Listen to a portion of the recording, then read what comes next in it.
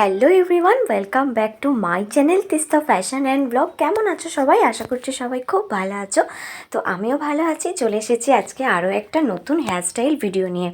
আজকে তোমাদের সাথে শেয়ার করব যে খুবই পাতলা চুলে খুব কম সময়ে তোমরা একটা সুন্দর করে হেয়ারস্টাইল কিভাবে করবে। আমার যেহেতু পাতলা চুল, তাই আমি তোমাদের সাথে শেয়ার করি যে ছোট চুলে বা পাতলা চুলে তোমরা কিভাবে সুন্দর সুন্দর হেয়ারস্টাইল করবে।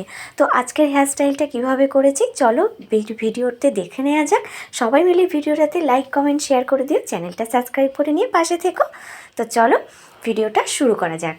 প্রথমে দেখো, হেয়ারস্টাইলটার জন্য ফ্রন্টের দিক থেকে যে হেয়ারগুলো আমার লক্স হিসেবে কাটা আছে, শুধু সেই হেয়ারগুলোকেই আমি ফ্রন্টের দিকে বের করে নিলাম এবং বাকি হেয়ারটা একদম পিছন দিকে ছেড়ে দিলাম।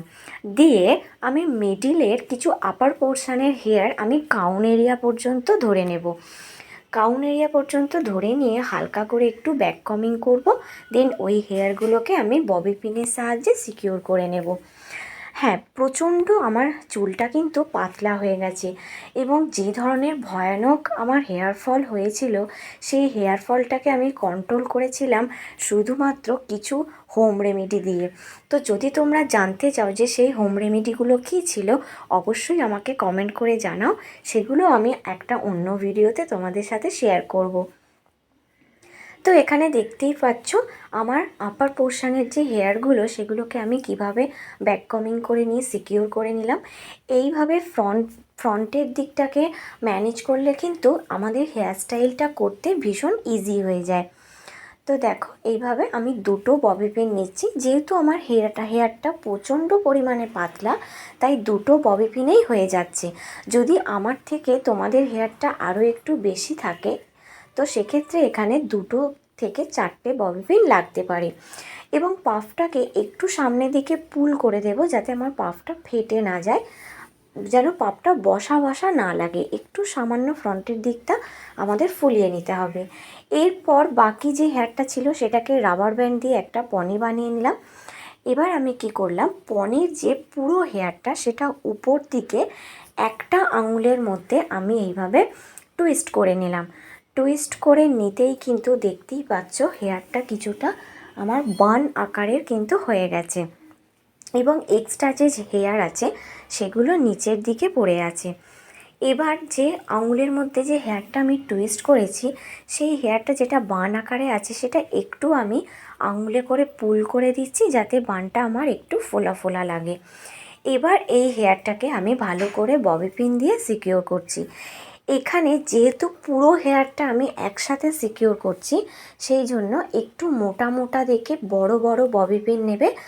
তাতে করে কিন্তু হেয়ারটা সিকিউর করতে সুবিধা হবে, খুলে যাওয়ার ভয় থাকবে না। আর এখানে কিন্তু 2টো নয়, 3টে 4টে, যতক্ষণ না মনে হবে যে হেয়ারটা আমার ভালোভাবে সিকিউর করা হয়েছে, আমি কমফোর্টেবল ফিল করছি, আমার যতক্ষণ না মনে হবে যে হ্যাঁ হেয়ারটা আমার একদম পারফেক্টভাবে সিকিউর করা হয়েছে, খুলে যাওয়ার ভয় থাকবে না, ততক্ষণ কিন্তু ভালো করে আমাদের ববি পিন দিয়ে সিকিউর করতে হবে।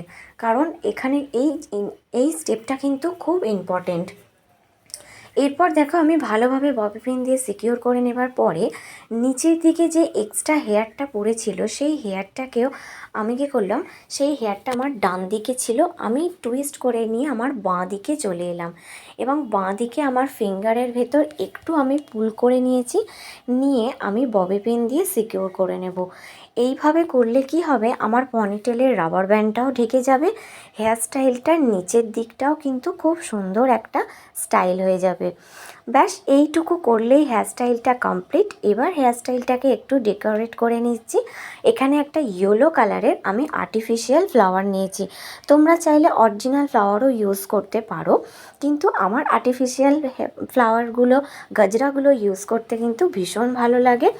গাজরাটা আমি দেখতেই পাচ্ছ বানটাকে একদম পুরোটা কভার করে নিয়ে রাউন্ড করে আমি ববি পিন দিয়ে এখানে সিকিউর করে নিচ্ছি।